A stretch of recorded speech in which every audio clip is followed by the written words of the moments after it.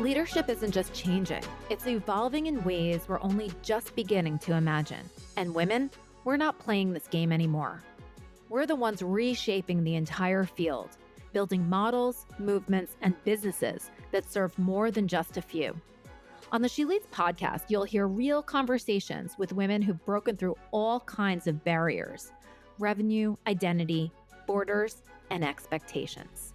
There's no sugarcoating here, just the truth, told by those who are living it. I'm Adrienne Garland, entrepreneur, strategist, educator, and creator of live experiences, gathering women leaders together for over a decade. And this is the She Leads podcast. Welcome back to the She Leads podcast, our first episode for 2026. You may have heard this fascinating statistic from the Gusto's 2024 New Business Formation Report.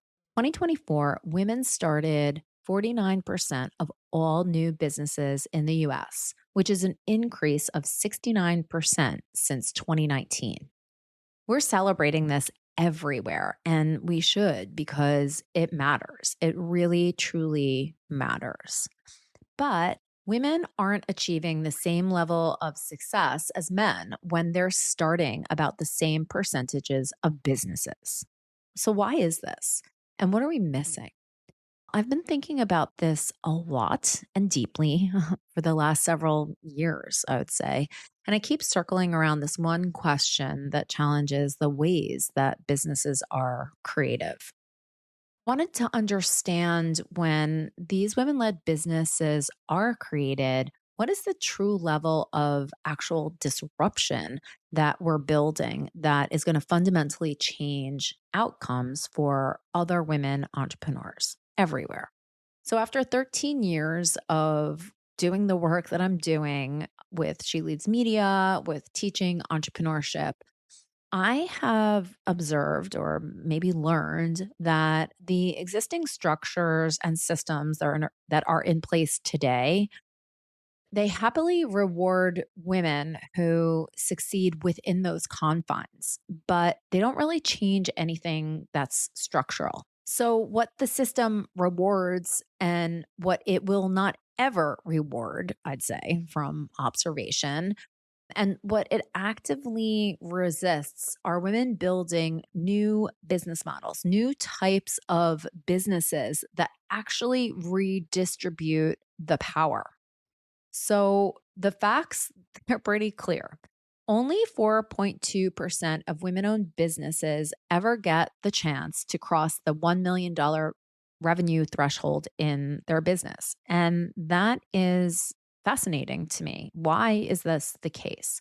So in 2025, I set out to speak to women-owned businesses that were able to cross that $1 million mark to understand, what is their secret weapon? What is their secret source for getting past that 1.2, sorry, that $1 million.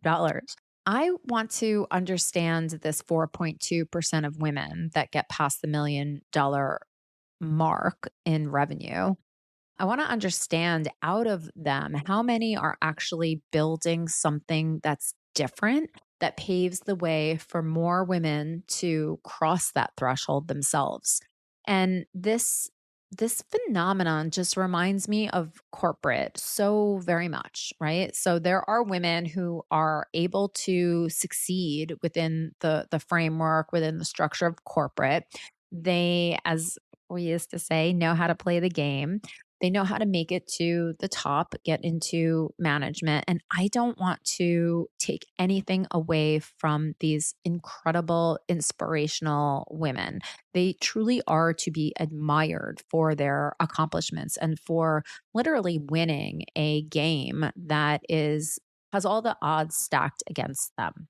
But as we often observe, there are very few women that are at the top in corporate, and corporate's not changing. The pipeline has been laid long ago, and some women or others are able to actually eke through the system and make it to the top. You see this in the studies that show that there are about the same number of men and women that enter the workforce. And as you sort of go up that ladder, you see more and more women that sort of peel away. And even the statistics that show the number of public companies that have women as CEOs, it's pathetic. So for those of you who are just tuning in to the She Leads podcast for the first time here in 2026, I just wanted to say hello, introduce myself. I'm Adrienne Garland, and this is She Leads. Welcome to 2026. It's the year that we're moving from simple representation in entrepreneurship to actual redistribution. What the heck am I talking about when I say, let's talk about disruption? So, I want to start by acknowledging something that really doesn't get said enough. Every single woman who builds a successful business or even has the guts to build a business at all is disrupting something. Full stop. And this matters. It really is important.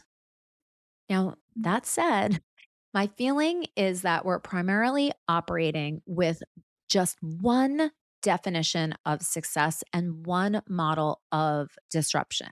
And I say this primarily because there are definite examples of people that are disrupting these systems in other ways.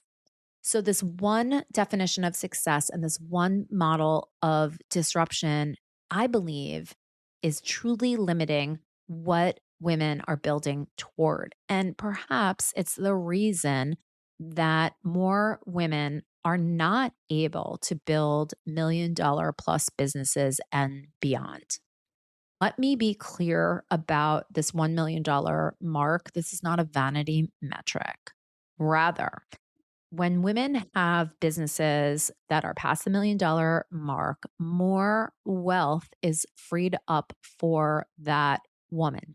And when women have access to resources, when they have access to profit, capital, we build successful businesses that drive economic growth, create jobs, foster innovation, and invest back into communities, into their families.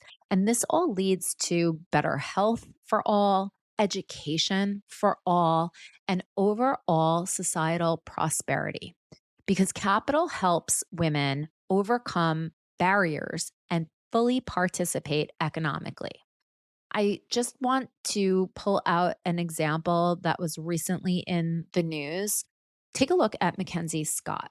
According to CNBC, Mackenzie Scott announced that in 2025, she contributed $7.1 billion in charitable donations, and that she's now given away $26.3 billion since 2019. She supports causes that give, quote, special attention to those operating in communities facing high projected food insecurity, high measures of racial inequality, high local poverty rates, and low access to philanthropic capital. So, with that as background and context, I'd like to offer somewhat of a framework that I've been thinking about lately that I'm calling 3 levels of disruption. So, level 1 is representation disruption. It's about who succeeds. This level is when you succeed when you maybe weren't really supposed to, or what society expected you to do.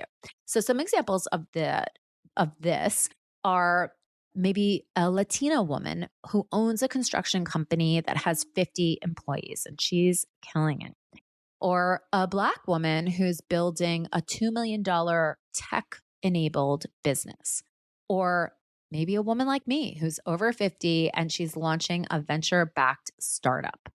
So make no mistake, these examples are truly disruption, right? They break the pattern of who gets to accumulate wealth, who gets to be called an entrepreneur, and who ultimately gets taken seriously. This matters enormously, especially for women of color who face compounded barriers. So when you succeed in a space that wasn't designed for you, you are proving that it is possible. And that changes what's imaginable for others, for the next generation of women. Again, this is incredibly important and it is disruptive, but it's disruptive within an existing system, right? We need to celebrate this, honor this. Truly, it is disruption. But now, here's where this next level of disruption gets maybe even more interesting. Okay. So, level two, I'm calling the model disruption. And I have been circling around this for years. Conferences that I've put on, we've called them, new models of success, new business models. I'm always looking out in the ecosystem for, how can businesses be started in a completely different way that not only benefit the business and that even go beyond people, planet, profit, but rather that they change the way that wealth is distributed and allows more people to build wealth and gain that wealth and puts power into the hands of people and teaches people a new way. Now, I haven't seen a lot of examples like this, but I have gotten a peek into some and I find them to be super fascinating. And I also find them to be, very challenging, right? And we don't see enough examples of these types of businesses that are highlighted in the media because they're not billion-dollar unicorn companies. But that needs to change. And so this next level is model disruption. Okay. So let's just go back to that same construction company example that's owned by a Latina woman with 50 employees. This new model would sort of be that she's running this company as a worker cooperative that has profit sharings, right? Or that she may only be building affordable housing and community projects. That is what her construction company focuses on. She may also create paid apprenticeships for women who are entering trade, right? Or different trades. Maybe she's focusing on specifically regenerative building practices. And she's sourcing all of her subcontractors from exclusively from women and minority owned suppliers, right? So she's not just in the industry replicating the models of success that have come before. She's actually changing how the industry is operating. There are many, government programs in place that try to reward a certain portion of business to some of these women owned and minority owned businesses. But some of these other things that I've mentioned really go a longer way toward changing how the industry operates and who gets awarded projects and what types of projects are actually being brought to market. Another example, let's take a beauty company. Okay. A Black woman who owns a beauty company is a level one disruption, right? She owns it, she's profitable, it's amazing. But for level two, changing the model, she's challenging conventional beauty standards within her marketing. So it's not to make her and her consumers more appealing to the male gaze, but rather potentially about, what beauty means from the inside out and how you literally do not need to change the size of your nose or the structure of your face in order for you to literally be valuable. Another way, and we've seen this, is using sustainable and ethical sourcing from suppliers that care about the how they're getting access to some of the ingredients that go into it that obviously they're not being tested on animals and that the ingredients are actually something that are good and healthy for people's well-being. She may be paying living wages throughout the whole entire supply chain to make sure that no one is being exploited. And she could be building products that do good toward serving underserved communities and funding those communities with her profits. So, this is where we start to see a little bit of a difference when it comes to alternative business architectures. Now, next is is level three. Level three is systemic disruption. This is when you succeed and your success redistributes power. So you're not just building wealth for yourself, you're building wealth that creates economic opportunities for others and paves the way for them. This level three challenges the systems that created the barriers in the first place. So it redistributes resources back into communities that have been systematically excluded and creates pathways and infrastructure that make it easier for women. This is where we're actively working to change the rules. And I would even say, further than that, to not just change the rules, but also to change the game, right? So that we're not just playing a game and figuring out strategies how to win. We are actually creating a new game and a new way.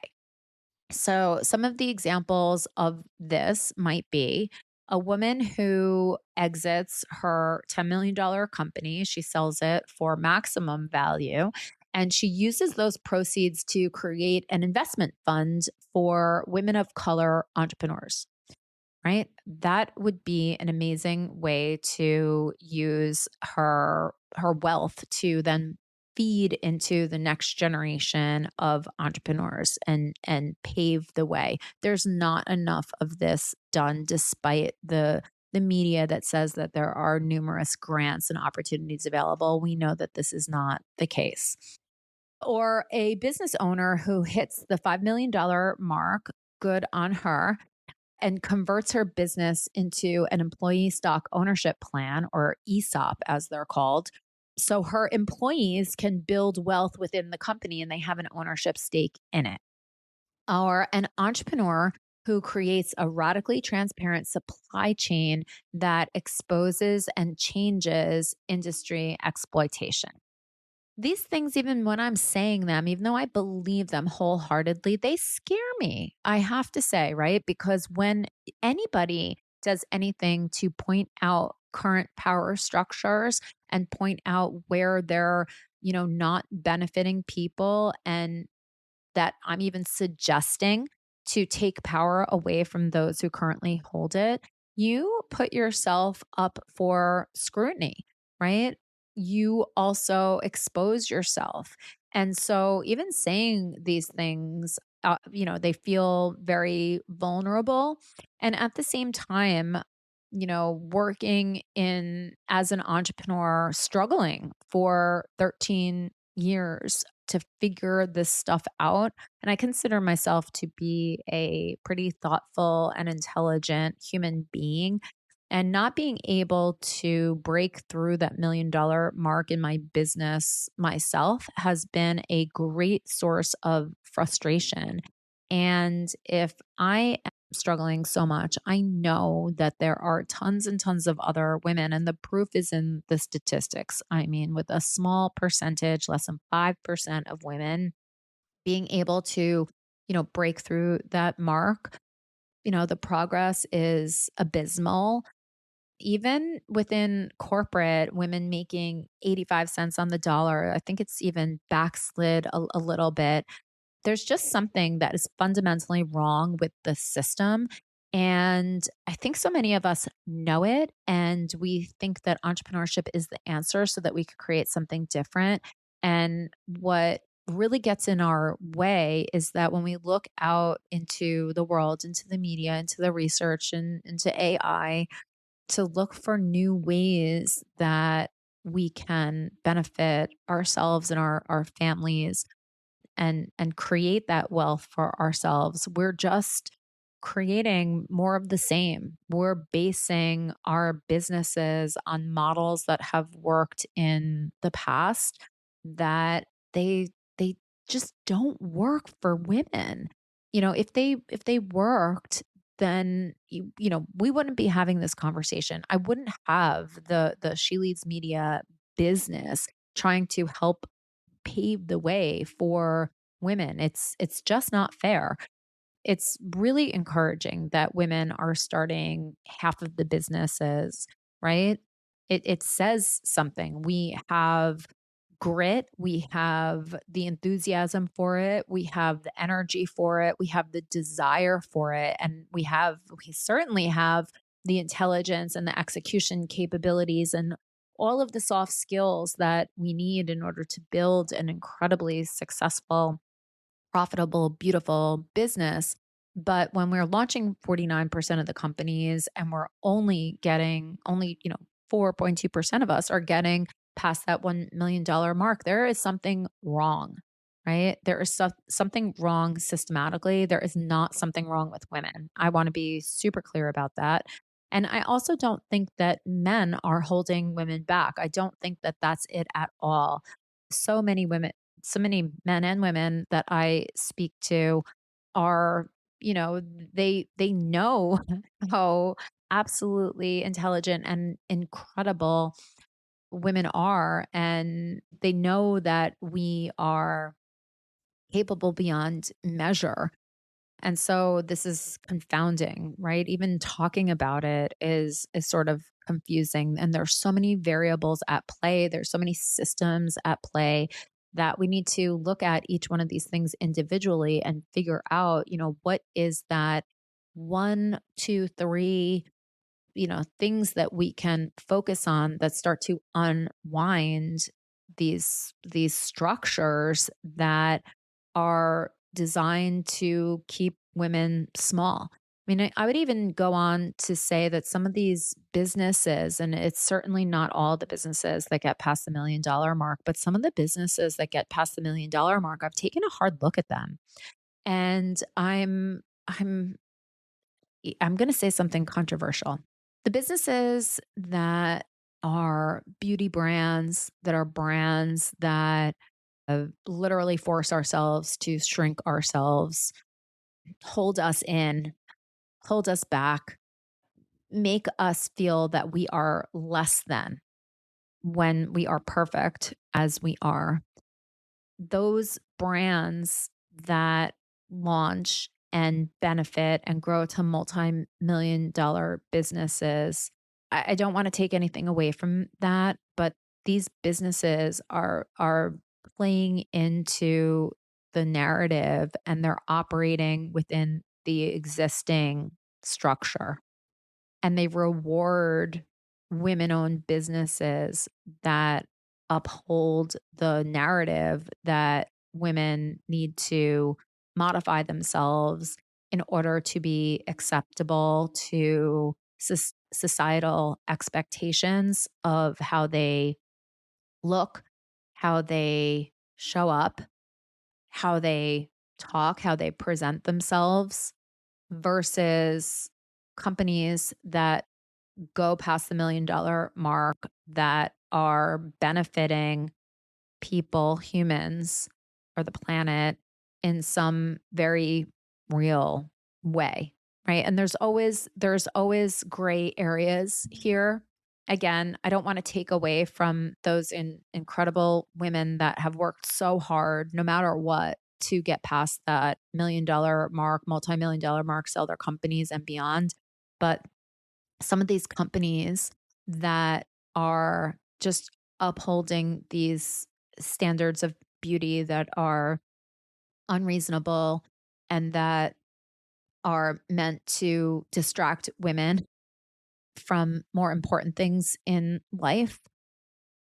I don't know. I just sort of awakened to some of this as I was, reading through businesses that are successful, that are led by women, that are some of these, beauty brands, some of these wellness brands that are, they do a really good job of telling us that we are not well if we don't fit into a certain if we don't look a certain way. Those are harmful, and to financially benefit from that is, I don't know. It just doesn't sit right with me.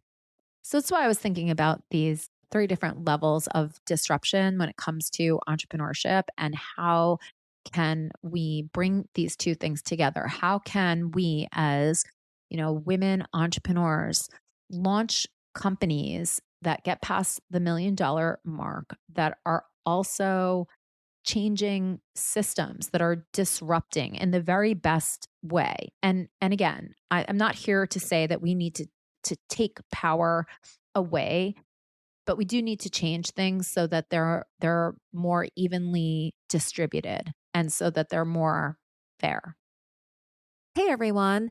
So, for years, I've been working with Dr. Kent and sending people in my network his way.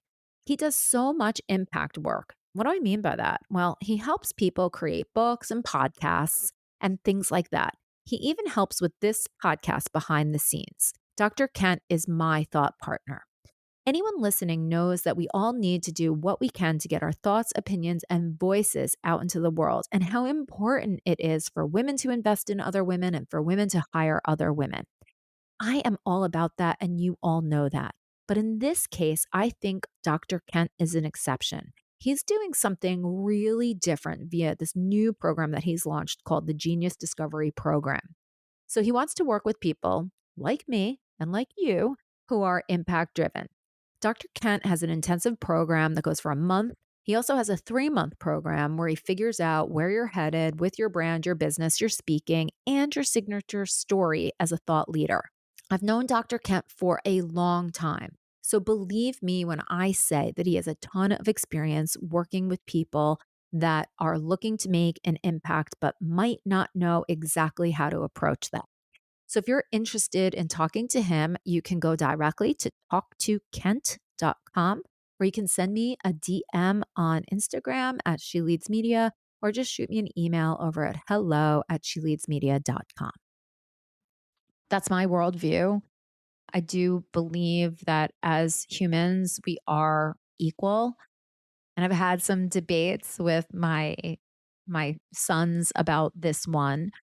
And, at a certain level, it the argument falls apart because in some way we are all biased in one way or another. And, equality, sometimes situationally, the argument for that falls apart. So I am not standing on a pedestal saying that I know how to accomplish equality. But what I do know is that it's not just a little unfair, it is wildly unbalanced. And as somebody whose sign is Libra, my birthday's in October, somebody who is very focused on justice and equality, I know that it can never be perfect and that it's always sort of swinging back and forth, but the scales are tipped in the favor of the minority, really, because the majority of us do not have the same type of access. We do not have the same type of just, smooth path that a very few do. And that needs to change. And it needs to change in 2026 and beyond. Okay. So, just a couple more facts around that, and something that I took a look at that I just wanted to call out here because I thought it was super interesting. So, the Tory Burch Foundation has a fellows program, and it is fascinating. So, the Tory Burch Foundation fellows, I guess, in, what's the word? Not encourage, but cultivate women entrepreneurs and help them get past the $1 million mark. So, like I said before, the statistic of only 4.2% of women getting past the $1 million mark on a national basis is quite a different story for the women that make it through the Tory Burch Foundation Fellows Program. So, in that program, 42% of women owned businesses get past that $1 million mark when they go through the Tory Burch Foundation Fellows Program. Now, this could be a little bit of self selection. This could be that Tory Burch really knows her stuff because the foundation provides an infrastructure that gets success rates that are 10 times the national average, right? 4.2 to 42%. So that's proof that when you add capital, that when you add mentorship and support via networks, that women absolutely can build $1 million businesses. This is definitely something to be studied in greater depth and something that I'm going to be looking at more and more over the coming months. Okay. So what's also super interesting is that the Tory Burch Foundation Fellows, since it began, there have been 385 of them, which is remarkable. And they come in 20 plus different industries. So even though Tory Burch is a fashion brand, I thought that when I looked at this, that I would see that, oh, maybe this 42% number is because people that go through the program are in fashion, beauty, things like that. And I sort of setting myself up to be a tiny bit disappointed. But what we see is that over these 385 fellows, that these industries range from construction to food to technology, health, education, and beyond, fashion, beauty as well. But there's remarkable diversity here. And so that is absolutely incredible. So based on these three different levels of disruption that we were talking about, what I'd like to really understand, how many are replicating existing business models with a female owner, like we talked about as a level one disruption? How many are fundamentally changing how the industry operates, are level two disruption? And how many are at this level three disruption that we're talking about, where they're redistributing power and creating pathways for others? So, all three of these levels, as we've been talking about, they matter and they're valid, but they're building toward different futures. Okay. So, the sophisticated trap here is that the system is going to readily fund and celebrate level one disruption, but it's much harder, right, to get funded for level two. And this level three, that's where you're going to face the most resistance. So it's going to take somebody that is very strong, that knows how to gain access to capital in order to make this happen. Level one doesn't threaten the existing power structures. It operates within it, but it does change who's allowed in. Great. Level three, on the opposite end of the spectrum, it changes who holds power and how it's distributed. Something that I also wanted to point out is that is sort of where it matters. I've seen this lately too. There are several women who have recently experimented with changing their LinkedIn profiles. So I don't know if they actually changed their names or if they just changed their gender identity. But when they changed it from female to male, they got more profile views, they got more impressions, they got more engagement, and I believe they even got some job offers. So to me, this signals, and this was not a scientific study, this was just a couple of women doing this to see what happens because of the frustration of attempting to get a job. The algorithm itself, which is part of the system, it rewards being male. I guess, that is what it is right now. But that is, again, the whole entire reason for this conversation. It's part of the system, and that system needs to change because that is not fair. That system is determining who gets opportunities, who gets seen by investors, recruiters, customers, right? When you're an entrepreneur, that system algorithmically programs to underweight female presenting profiles. That's fucked up. It just is, right? So, every business model that relies on those types of systems for growth is building on a foundation that's designed to have women fail. Okay. You're not competing on a level playing field. You're overcoming a handicap built into the code, literally. Okay. On level one, we are saying we're going to work ourselves like mad women in order to overcome these different biases. And we said women do this. That's amazing. But it's also really, really exhausting. And again, not fair. On level two, it's where women go in and they build platforms that don't penalize themselves, right? And they say, I'm going to do this in a different way. That's also very exhausting, but very needed work. Level three disruption says, I'm going to expose this bias, which I'm attempting to do with this podcast, and force these platforms to change their code, right? We can do this in so many different ways. We can protest, we can use the media, we can point out these examples, or we can go off and build alternatives that fundamentally redistribute visibility and opportunity. The rub here is that we need access to capital in order to do these things because they are such a departure from what exists today. It's turning around the Titanic. Okay. Data point two, the capital access pattern. So women receive less than 2% of all venture capital. But here is what is more revealing. Women are 2.5 times more likely to invest in other women than male investors are. Yet 2/3 of all informal investments still go to men. And when women do get funded, look at what industries dominate. Like I said before, beauty tech to help optimize women's appearance, wellness, quote unquote, apps, right? Apps that help them manage their moods, that manage their cycles, that manage their productivity in the home, right? Help them to organize things, right? Distracting them from what's important.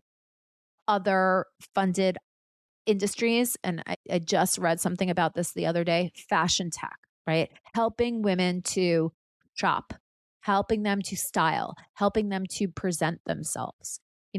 I've been saying instead of buying yourself that Louis Vuitton bag, why don't you take that money and invest it so that you can get the benefits of compounding interest growth, right?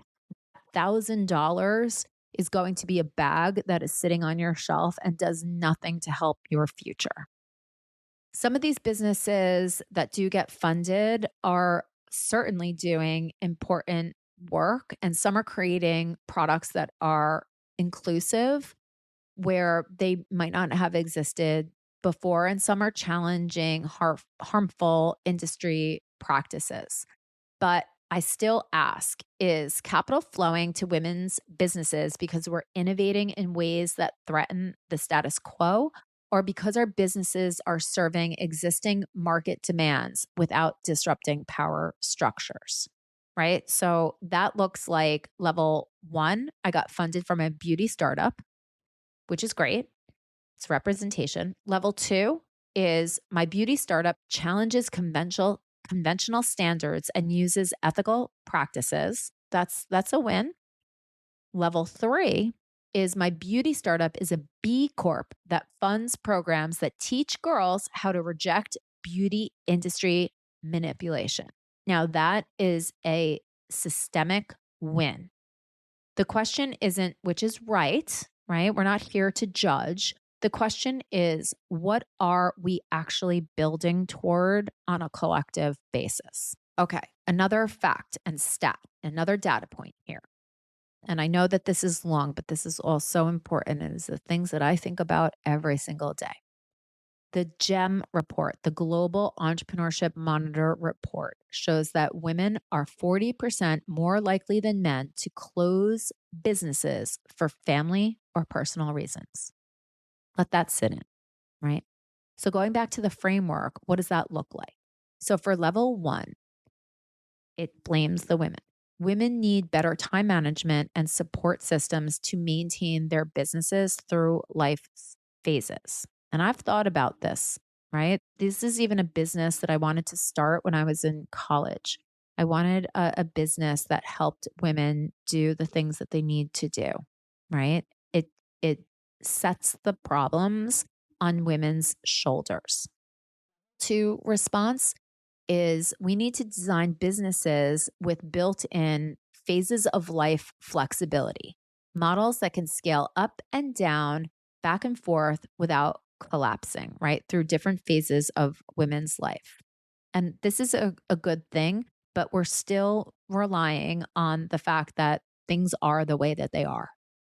With this more disruptive level three systemic and systems change, our response would be that we need to fundamentally restructure how we define successful businesses because the current definition assumes uninterrupted linear paths that are only available to people whose lives are supported by invisible labor. Okay. The GEM data also shows that women at parity or higher in innovation across 18 of 51 countries. So this isn't about capability. As we talked about before, women are highly, highly capable. This points to the fact that infrastructure is at what is issue here, and it's being architected for lives that don't exist or only exist because someone else is doing the invisible work. So here's where we are. Level one, disruption, you're in the room, you're playing the game. Level two, disruption, you're changing how that game and how that room operates, right? This is sort of lean in, if you will. But level three, disruption, is you're building a different room and inviting in people who were never allowed there in the first place. I think we should be striving toward level three disruption, no matter how challenging and hard it is. And now all three matter, they're all necessary. But in 2026, I call out to all of you for 2026. This is the year that we need to start asking what level of disruption are we building toward? And what is the infrastructure that we need in order to get there? Because what I've learned is you can get to $1 million. I'm not saying easily, but you can get to $1 million with level one disruption and a lot of grit, a lot of hard work, and potentially burning out. But getting to $10 million and sustaining it through multiple life phases requires level two and level three thinking. The women who thrive past $1 million in 2026 aren't just the ones getting better at level one disruption. They're the ones that are brave enough to build on level two and level three infrastructure, even when it's harder, slower, and less celebrated. So, where am I placing my bets in 2026? It's why I'm taking She Leads Global and what that actually means. So, in 2026, as I've mentioned before, we're taking She Leads to Canada, France, and the Virgin Islands. I'm actively seeking sponsors for what I'm calling the Business Architecture Intensive in remarkable, exotic locations. And let me tell you why and how this connects to all three of those levels. Traditional entrepreneurship events, ones like I've been holding, She Leads Live for 11 years, they're designed for level one, really. Get in the room, exchange information, learn tactics and strategies, and make connections that matter. That is information transfer and it's useful, but it doesn't build the infrastructure we need. We've been getting closer to it with panels like Pitch the Media, where we are attempting to get into the media to create a new narrative. But in 2026, She Leads is creating something different. I'm not I will not be creating just networking events or even events that give you a lot of information. Information these days is a commodity. What I'm building is level 2 and level 3 design, business design laboratories. We're gathering women together who have proven level 1 success. They've crossed or are approaching that $1 million revenue mark. You've proven that you can build a business within the existing infrastructures. But in 2026, we're going to be asking some different questions, right? How do I design for phases, not just linear growth? How do I build a model that lets me redistribute wealth while still accumulating it? How do we create infrastructure that makes it easier for other women, not just ourselves, but others? And how do we measure success that goes beyond revenue and goes beyond even exits? And why are we going to be going to these remarkable locations, going outside of New York? Well, first of all, I love to travel and to learn from others in diverse places. But because the caliber of the disruption that we're building should be reflected in the environment where we're designing it. We cannot design this new level 3 infrastructure in hotel ballrooms, even though those are fun to participate in sometimes. We have to go somewhere that reminds us of what is possible when you refuse to be small and when you remember you're building something that is bigger than you. Now, I have been touching on these things for 11 years, but all of this has really crystallized over the last couple of weeks with help from different people that I've been speaking to, and also with the help, to be frank, of not Frank, but Claude. AI really has helped me to synthesize everything that I have been talking about and actually writing about privately behind the scenes. I hope to be coming out with my book in 2026 where I outline many of these ideas. And so I've sort of given you a little bit of a taste of what we're thinking about for the manifesto for 2026. Also going to be working with women that are beyond their first million. They are women that are interested in this new concept, this new business approach, this level 2 and level 3 disruption. So, some of the questions that you might be asking yourself is not how do I scale faster or how do I scale, but how do I build my business differently? Right? Not how do I get in the room? How do I get a seat at the table? But rather, how do I build that room that redistributes access? Not how do I exit for maximum value for myself only, but rather, how can I build maximum impact, legacy, and create wealth that serves more than just me? I'm doing this because 13 years has taught me that getting to a million proves that you can hustle within the existing systems. Again, amazing.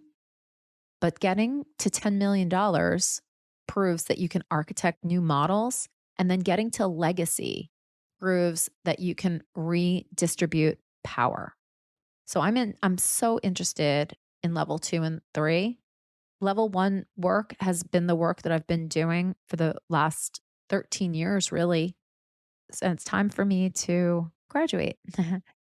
So, all of this requires phase based business design, not linear models, alternative capital strategies, value metrics that go beyond extraction and signal impact, sustainability, and redistribution, and that are more focused on collective infrastructure, not just individual achievement.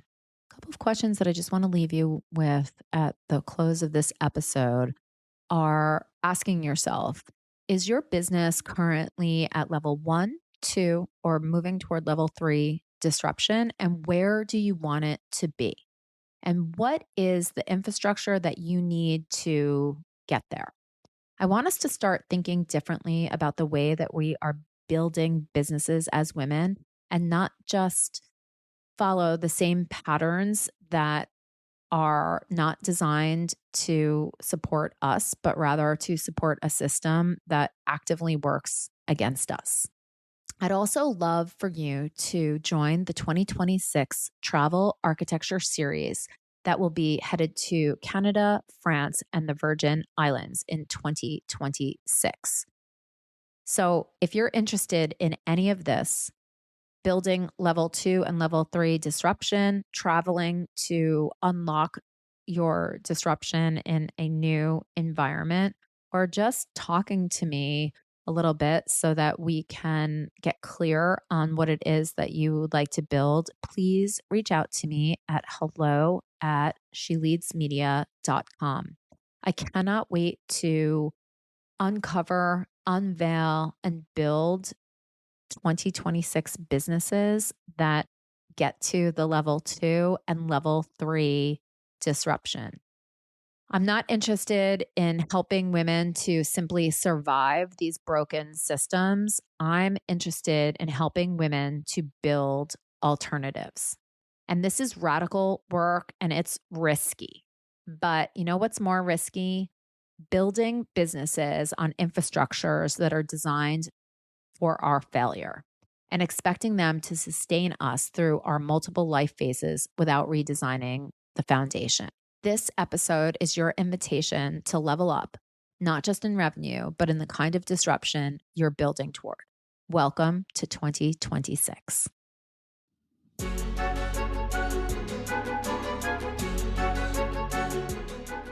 If this conversation moved you, inspired you, or made you think differently, please take a moment to leave a 5-star rating and review.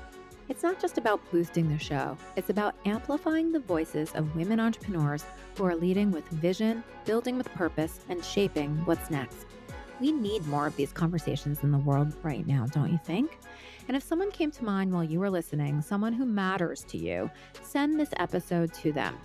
If there's something on your mind about leadership, legacy, or what's next, I want to hear it.